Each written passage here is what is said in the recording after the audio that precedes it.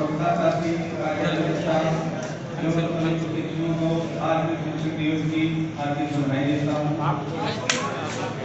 आप सब जैसा जानते हैं कि हमारे जीवन में शिक्षा का बहुत महत्व होता है, गुरु के बिना ज्ञान नहीं होता है।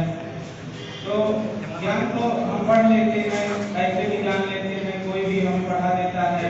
गुरु का हमारे जीवन में महत्व क्यों होता है? तो गुरु का हमारे जीवन में महत्व इसलिए होता है कि हमारा कौन सा ज्ञान सही है, कौन सा ज्ञान गलत है, उस ज्ञान में विभेद करवाता है गुरु, सही ज्ञान की पहचान करवाता है गुरु। इसलिए हमारे जीवन में गुरु का महत्व होता है। ऐसे मानव सभ्यता जो प्राचीन काल से आज के इस पड़ाव पर पहुंची है, इसके क्रम में भारत को, पूरे विश्व को तमाम गुरुओं ने मार्गदर्शन प्रदान किया है।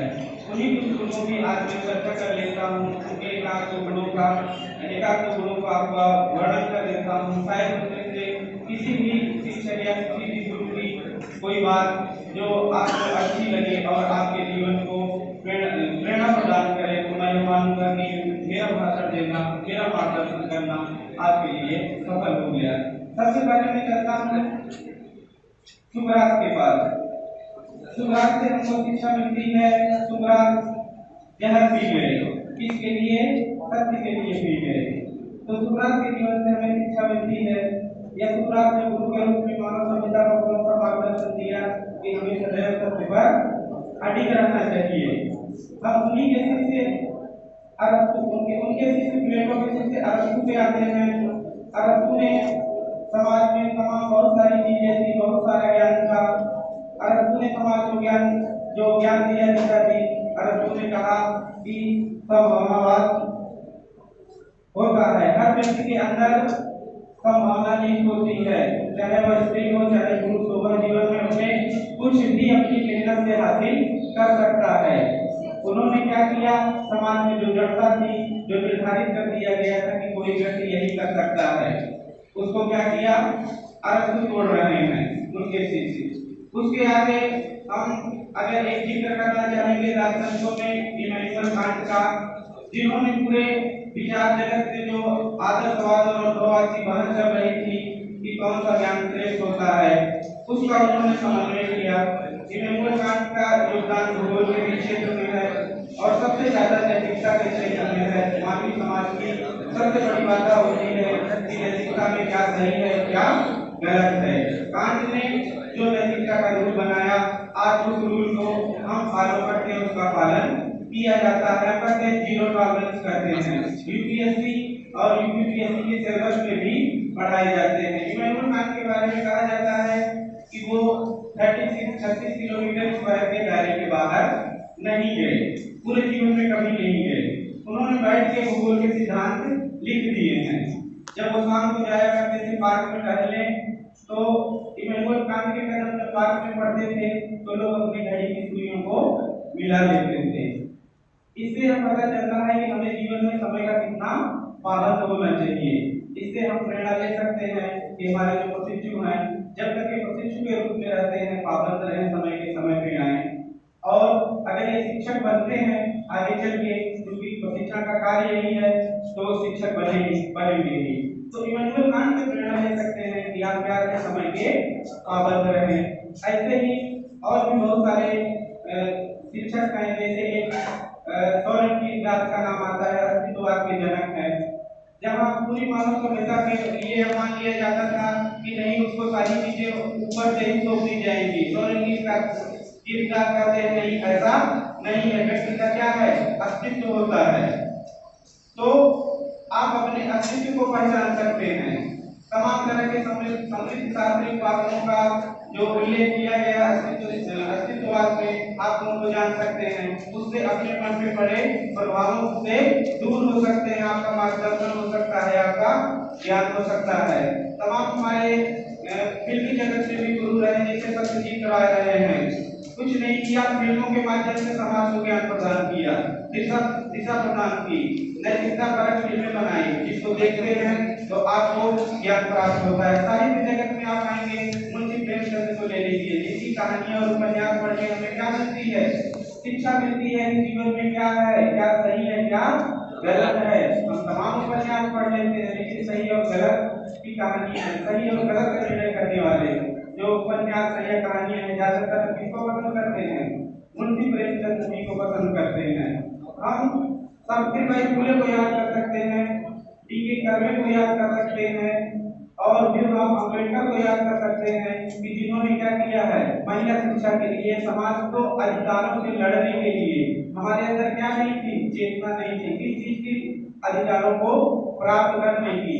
तो जो हमारे ये शिक्षक समाज के रहे हैं, जिन्होंने हमें मार्गदर्शन प्रदान किया है, हम उनको भी आज शिक्षक दिवस के अवसर पर याद कर लेते हैं। विज्ञान के क्षेत्र में महत्वपूर्ण योगदान देने के लिए स्टीफन हॉकिंस को याद कर लेते हैं, जो एक मोटिवेशन के तौर पे सभी वैज्ञानिकों के लिए शिक्षक के रूप में कार्य करते रहे।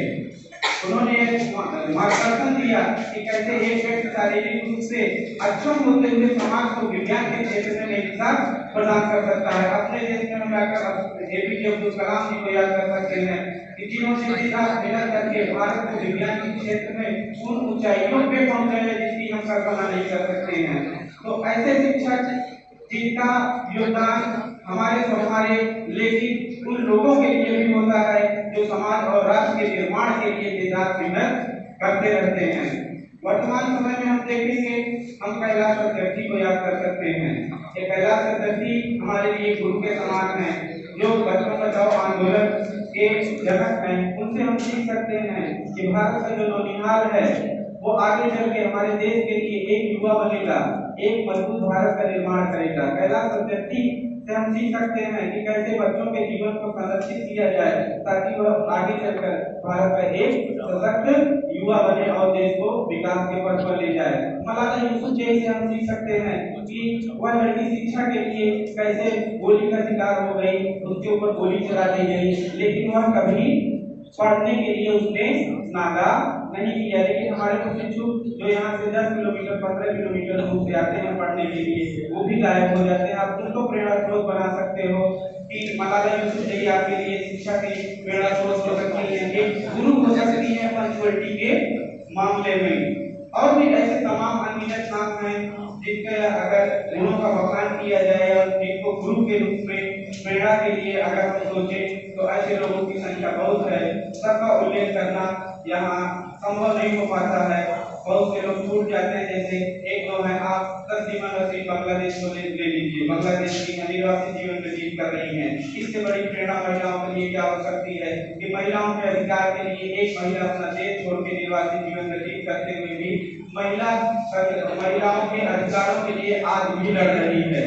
उनके ट्विटर पे रोज कमेंट आते हैं, कभी आपको अवसर मिले तो आप पढ़िए उनके वो कमेंट, उनके वो जो लॉजिक वो तर्क होते हैं, वो आपके अंदर ज्ञान के रूप में प्रेरणा का संचार करेंगे, सही गलत की पहचान कराएंगे। ऐसे ही तमाम समाज में हमारे आज भी लोग मौजूद हैं जो गुरु के रूप में हमें प्रेरणा प्रदान कर रहे हैं। उन सभी को शिक्षक के दिवस के अवसर पर मैं उन सबका आभार प्रकट करना चाहूंगा।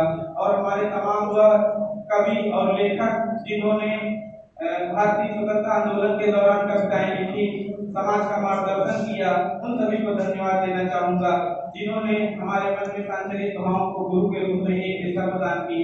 और अंत में मैं अपने भाषण को महादेवी वर्मा की एक लाइन से खत्म करना चाहूंगा कि चिर सजल आंखें उम्मीदी आज कैसा व्यर्थ बाना, जाग तुझको दूर जाना, अचल हिंदी के हृदय में आज चाहे कम बोले, या प्रणय के आंसुओं में व्योम अलसित व्योम रोले, आज भी आलोक को डोले की घोर छाया, जाग कर विद्युत सिखाओ मेरी खुद तूफान बोले, पर तुझे है नाक पथ पर चिन्ह अपने छोड़ जाना, जाग तुझको दूर जाना।